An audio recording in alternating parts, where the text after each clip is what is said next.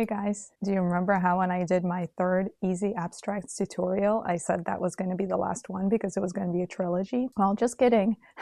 I'm back with more because I miss doing them. One of the biggest feedbacks I had in my last one was people do want to see more of me actually painting them and for me to make them easier. The third one, we did make them a little bit more complicated, so this one, it's going to be super duper easy. In terms of painting them, I'm going to try to include a little bit of the footage of me painting the actual designs at the end of the video, just like I did the last time. But I also had another idea. What if I did like a whole month of daily videos where now that I've done like 42 of these designs, I pick out 31 and do one a day so that you guys can see me do it kind of from start to finish. It's a big commitment, so I guess if there is interest, I would be open to it. Today we get to open a new sketchbook because I actually finished up the other one, so yay.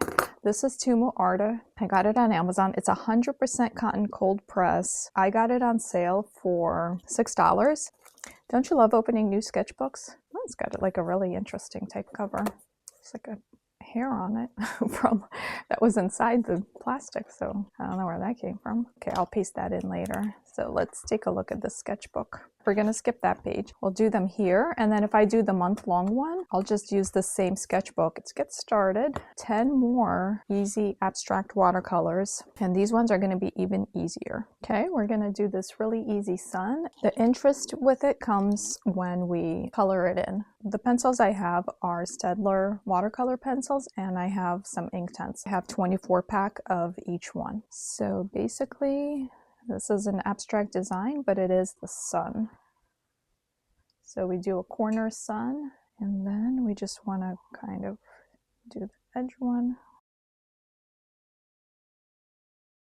And you want to kind of vary up the sizes of the sun rays for more interest.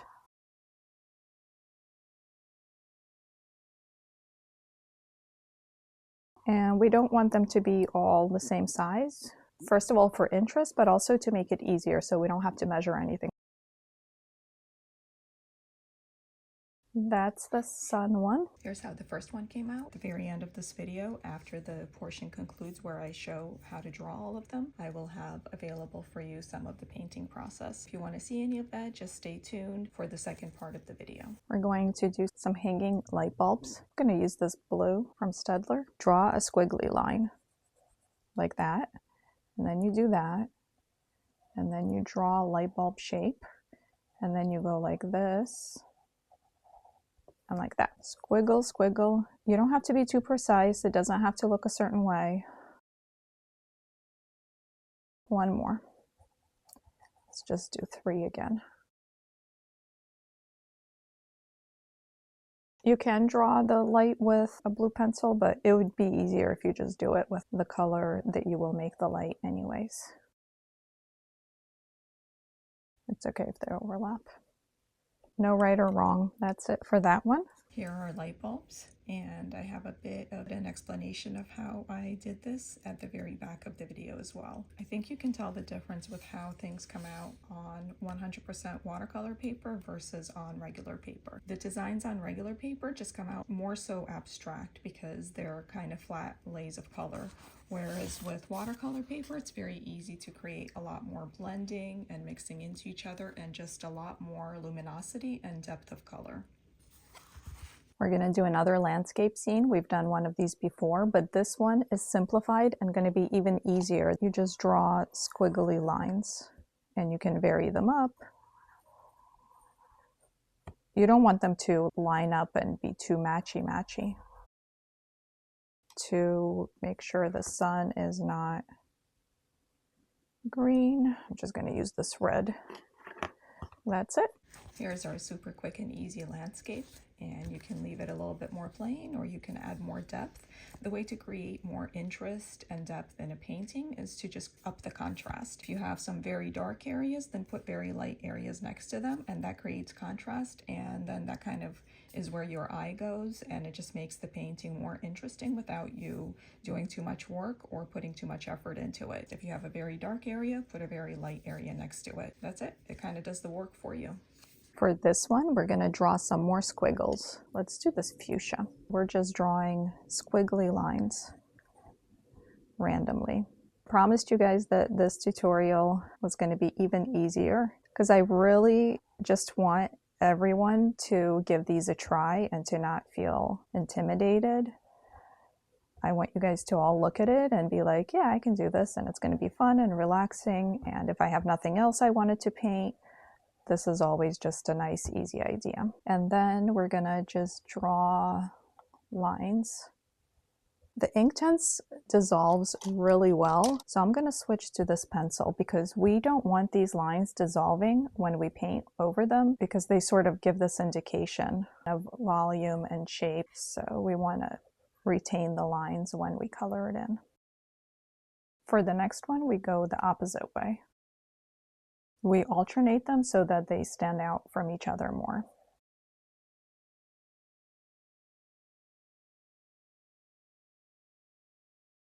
If you want, in the wider areas, you can make the lines a little bit further apart, and in the narrow areas, you can make the lines a little bit closer together, and that will give it the illusion like it's more kind of stretched out in some areas and more condensed in other areas.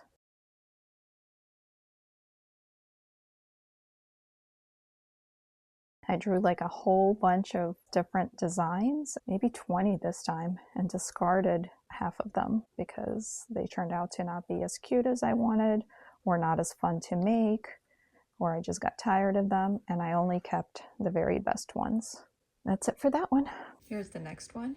I added a little bit of pink to the sides just to give it more interest and more color. For these ones, I was having fun with the watercolor paper and blending on it was super easy. So I added some definition on the lines as well. All I really did was, like, at one of the edges, I would make the line darker and then just kind of soften it out to the other edge.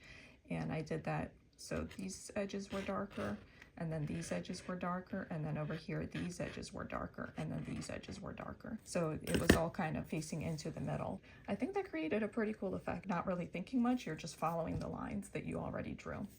For this next one, let's do green and blue. Looks a little bit more complicated than the other ones, but it's really not, I promise. We just draw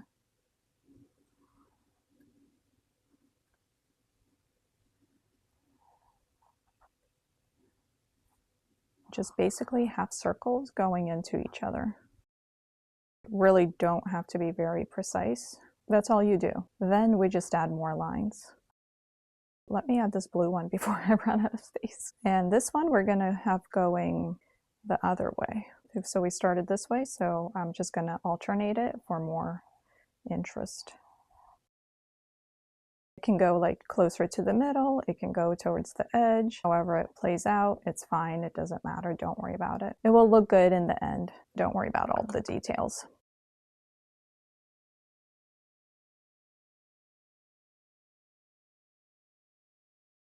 Over here, I'm just trying to fill up that whole space just because I think it will look better. But you also don't have to, it can be a much thinner rope. If you run out of space for it to go there, it can just come off one of these other ones, like that. That's okay too, it doesn't really matter.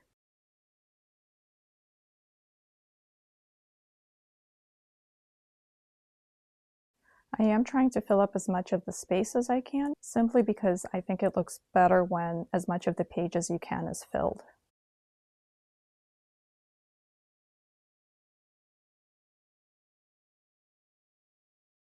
Now I'm just seeing if I have any space left to add more, and I do.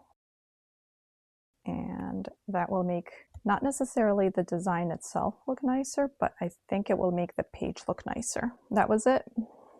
I think this one came out super fun too. I add some darker colors towards the inner edges and then lighter colors in the middle. So it creates the effect of it going into each other. And I used one green here, a different green here, and one blue here and a different blue here. I think this is ultramarine and this is probably indigo. So that created a little bit more interest too, because I had 4 different colors I was using. And then to do the middle, that was kind of like an afterthought. At first it was just white and I was going to leave it that way, but then sitting around and I wanted to do a little bit more easy painting, and painting in backgrounds is always super easy because you really don't have to think at all. So I just painted the whole background in with lemon yellow to give it that brightness.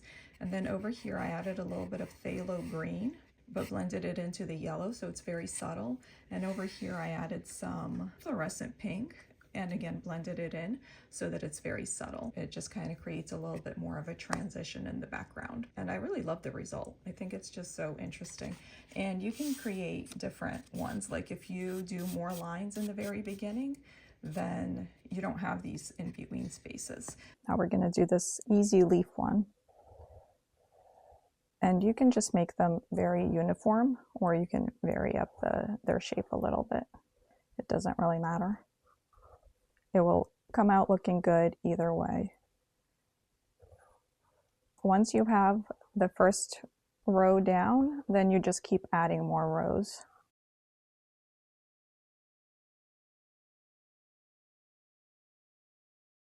My main concern is just filling up the page. I'm just basically trying to make like an oval shape. See, when you flip it this way, then you see more things that you might want to add. We just fill them in. Yep, you got to go over each leaf. So depending on how much time you want to devote to adding all these lines, then maybe consider how many leaves you're drawing. So maybe you don't want to draw as many leaves if you don't want to be doing the lines for too long, but it really doesn't take that long. Once you have all these lines filled in, then you can add these veins if you want, or you actually don't have to. You can just leave the leaves like this as well if you don't feel like it. I really don't mind. I think drawing lines can be very calming, and you're not putting too much effort into it. You're just making little V's. You don't have to draw a ton of them. They can be relatively sparse. And I'll try to do what I did last time, which is do part of the coloring of the design on camera and part of it while I watch TV in the evenings, which is when I do most of my art. It's just a good way to relax. Also feel like you accomplished something rather than just watching TV. Let me know what you guys think about my month-long abstract watercolors ideas. And I have a lot of different watercolor brands and palettes, so I would use different ones each day. Now, I know I don't have enough for like a new one each day, but I have enough to where I would only need a few repeats. And then you can see all the different watercolor brands in action, especially if you're considering purchasing one of them or whatever. It might be useful to see how it performs in comparison to other ones. If you go outside the lines, don't worry about it. It's watercolor pencil. You'll blend it in later. Some of these designs that have more pencil work, it just means that when you're doing watercolors, it will take less time because this pencil will sort of blend and create the green.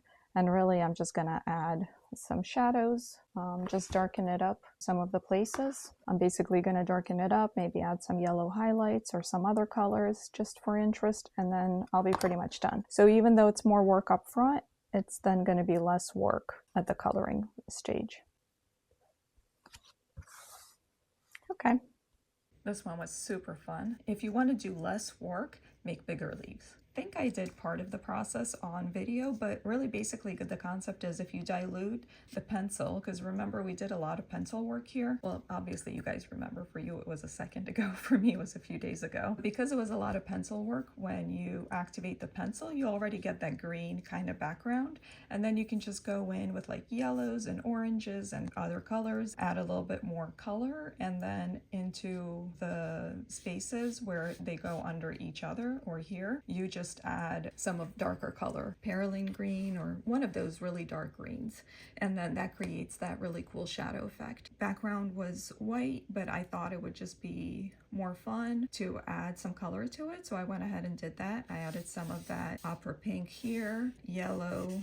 I mixed it into the yellow, so it created kind of an orange here and like a darker orange here, depending on the proportions, but really it's just yellow and pink because I thought that went really well with the green. I don't know if the camera's picking up the really cool fluorescent tone, and it's very in person. Like this area is just also very bright because it has some of that fluorescent pink in it. If some of the lines get washed out as you're painting it in, you can just go in with watercolors and darken them up a bit. So this one took a little bit more time just because I had like a gazillion leaves, but if you want to keep it more simple, just make the leaves bigger and then you can fill up the whole page, and I think it comes out really nice. Now we're going to do a couple of fun, spiritual, esoteric sort of designs. Let me go with this black. So all you're doing is drawing an oval shape, a pointy oval.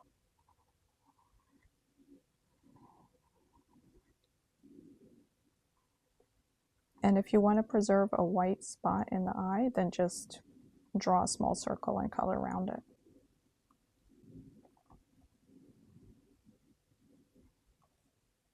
Let's do some stylized eyelashes. You can put different designs around it if you want, like that. And then we're going to do some, I'm using blue. Basically a really wavy line that denotes water or tears or whatever. We're going to do some longer drops and vary up where we're putting them, and then we can fill it in with smaller ones. That's it. This one was super fun just because I was really enjoying that fluorescent pink, because I don't usually get to use it for works where I would sell them. So I love using it for my sketchbooks because it really gives it that oomph. And actually for another painting, I had some gold paint out, and so I added some gold to the eyelashes in here. At first I had them yellow, but then I already had the gold paint out, so I was like, yeah, why not? I think it would look cool. And this is mostly fluorescent pink, and then I added a bit of purple down here and a bit of yellow down here, so it created more of an orange, more of a golden kind of color. I was using Daniel Smith paint, so it was granulating, so I just kind of dropped in some greens and blues. That gold, yeah. I think the camera's picking it up. So if you have some gold paint, some of these would do really well with metallic accents. Then we're going to draw this mysterious door that goes, well, it goes who knows where.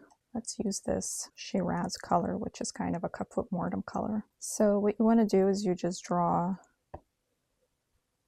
a longer rectangle and then go like that, and then draw another rectangle, and so on. And that will create your staircase for you. You're making these ones slightly more narrow and these ones slightly longer.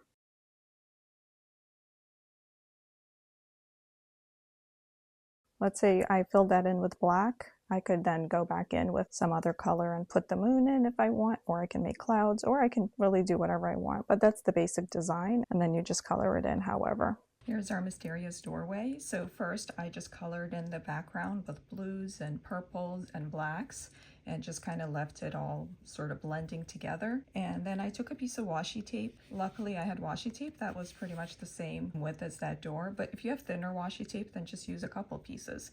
And I just taped it down, taped this off, and then I went in with some splatter, and then after that I added the moons and some lines. Again, I wasn't measuring anything. I did use a ruler for the lines, but the circles and everything I just kind of eyeballed, kept it simple. I had the gold out to make that doorknob.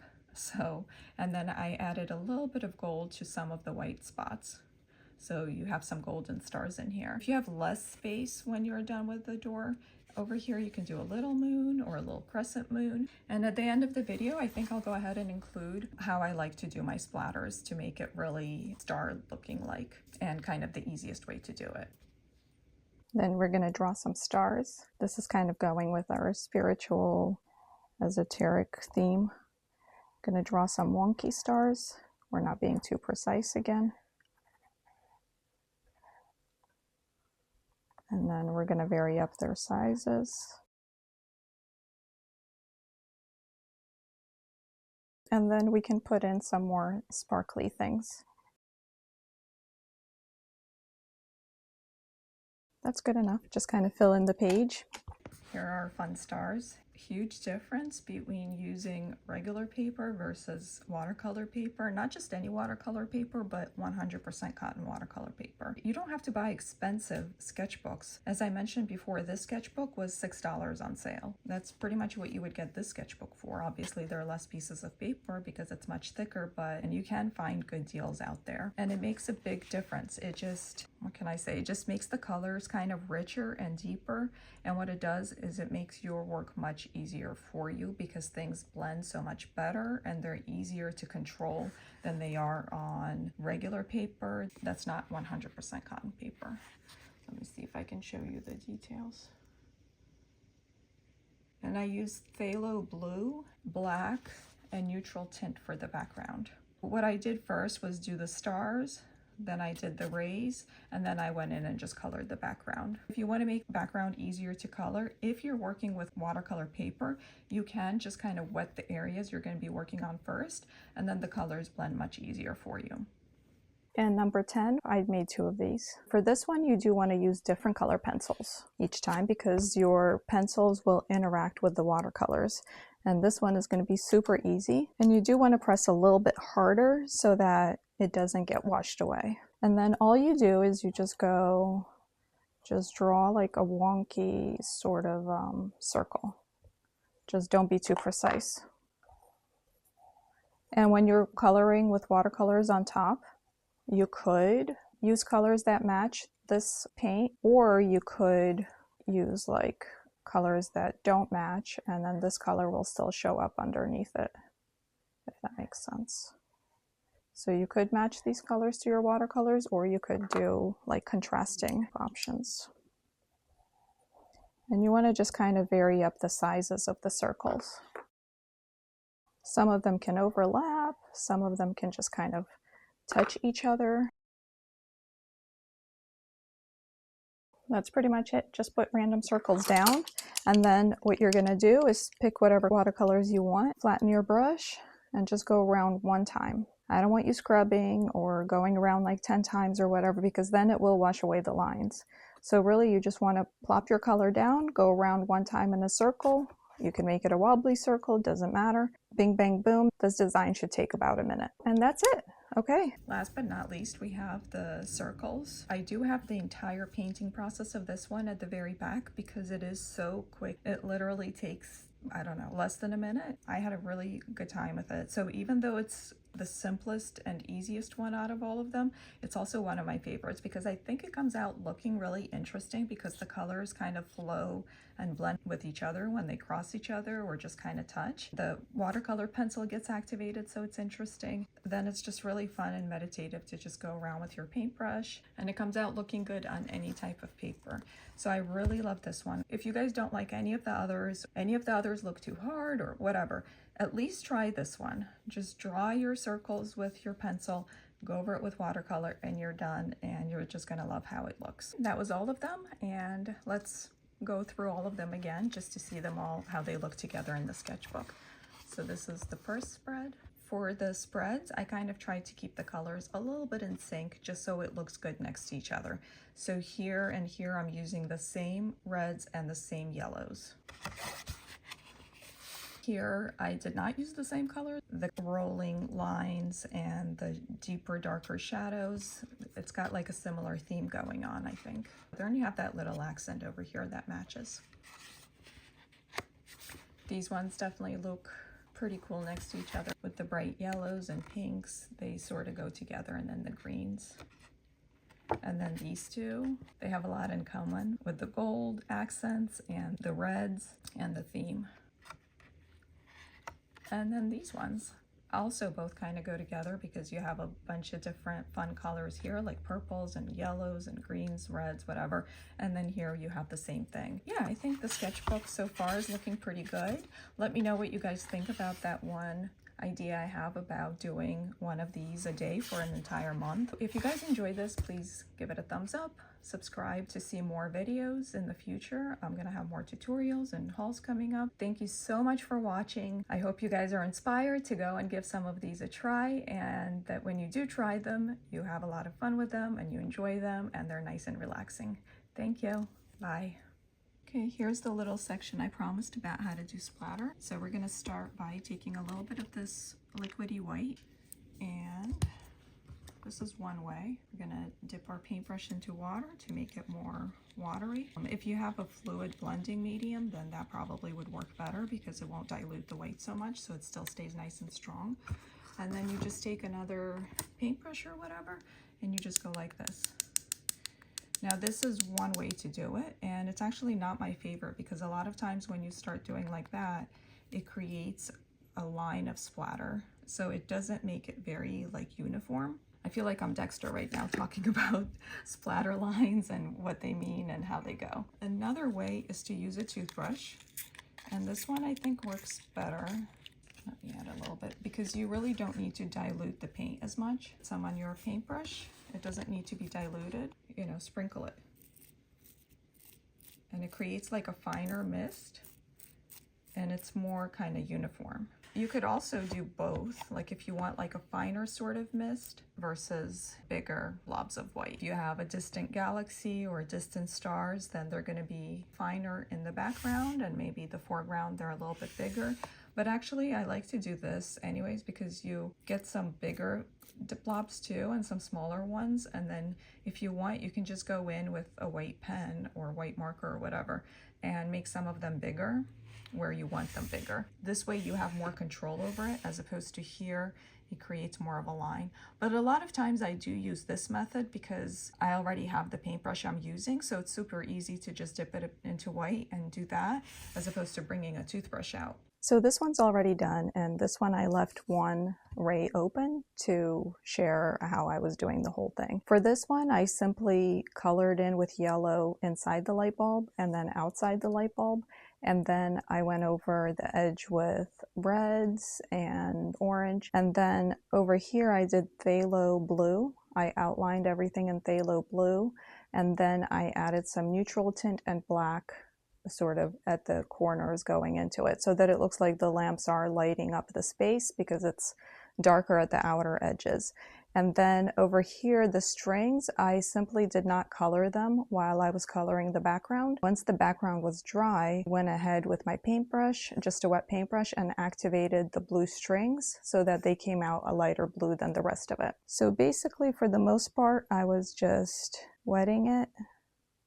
And right away you can see the pencil lines dissolving and turning, you know, thicker and less scratchy looking, just softer, just a much softer look. I think I went outside the lines a little bit, which I have been doing a lot of, but you don't even like notice it that much once it's all done. So I'm just gonna wet it and try to blot it out. I did a lot of that here, and I mean, unless you're looking for it, you know, it doesn't really make that much difference, so I wouldn't stress about it. So I'm just taking some yellow, and I'm using Tim Holtz. No, not, what am I saying, Tim Holtz? That's for my scrapbooking days. Somehow I always, whenever I say Daniel Smith, I always think of Tim Holtz. Maybe because they're both like super big designers. Tim Holtz in scrapbooking is kind of like Daniel Smith in painting. And they're both just male names as the brand. So it's Daniel Smith paints. And then I just go and add some color to some of it. Just kind of alternating a little bit so that it's not, so that they all look a little bit different. Actually for this, I'm using, I think it's Scarlet Lake by, what's the brand? Magello Mission Gold. I had gotten a free tube of it when I bought years and years ago. I got a set of Holbein paints. It was a set of 18 tubes, and it was super cheap, and it was like a gazillion years ago when they first appeared on Amazon. this was included in that set for free.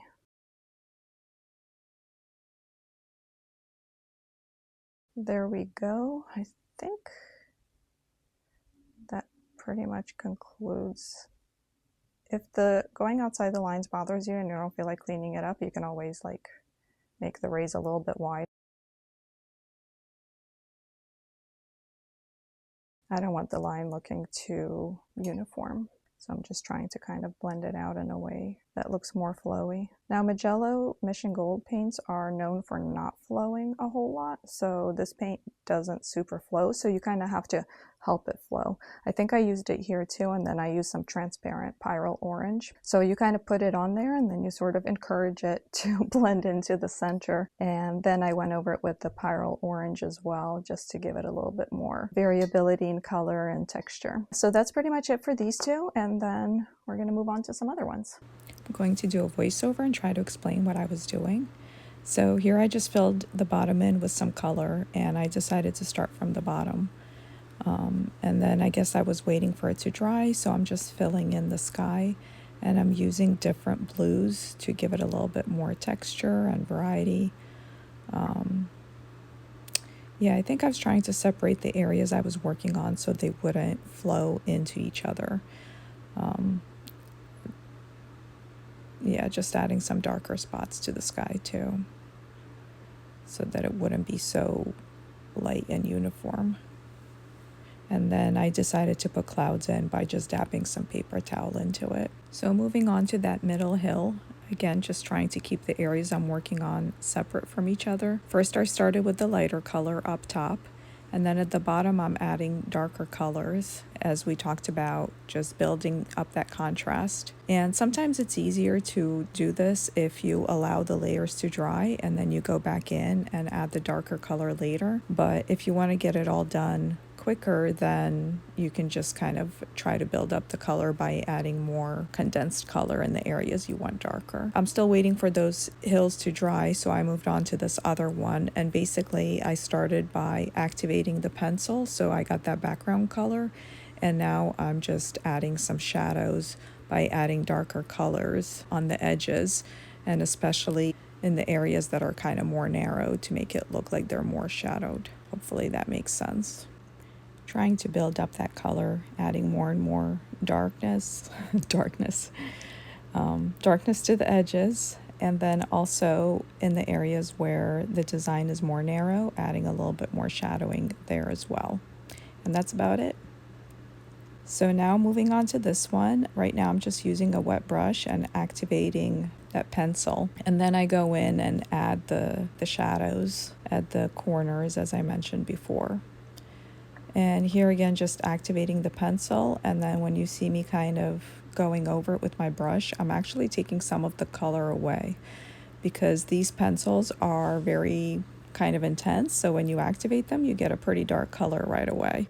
I'm going to go ahead and put some background music on so you can enjoy some of the painting process, and then I'll pop back in here and there a couple of times, but for the most part, we're just going to do some background music.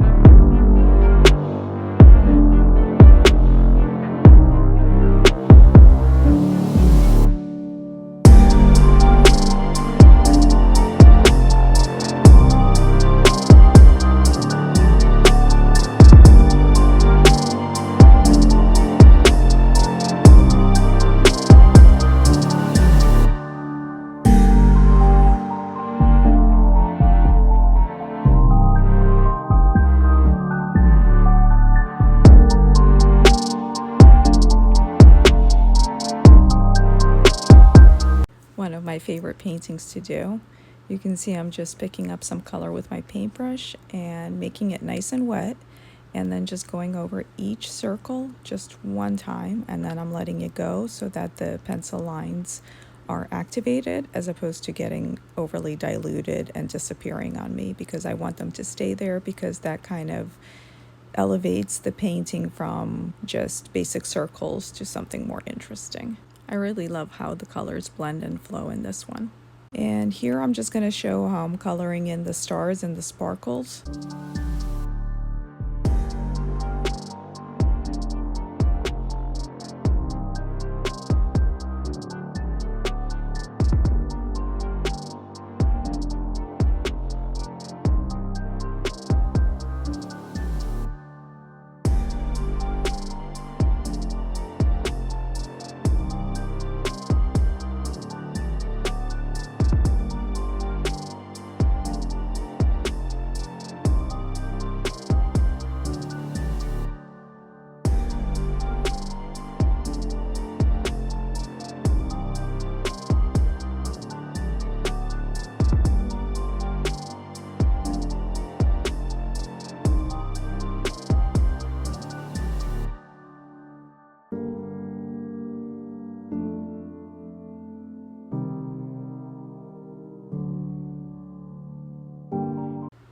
I'm going to be finishing up the video now. I hope you enjoyed seeing a little bit of the painting process, and if you're still here with me all the way at the end, thank you so much for sticking around, and I'll see you in my next one. Bye!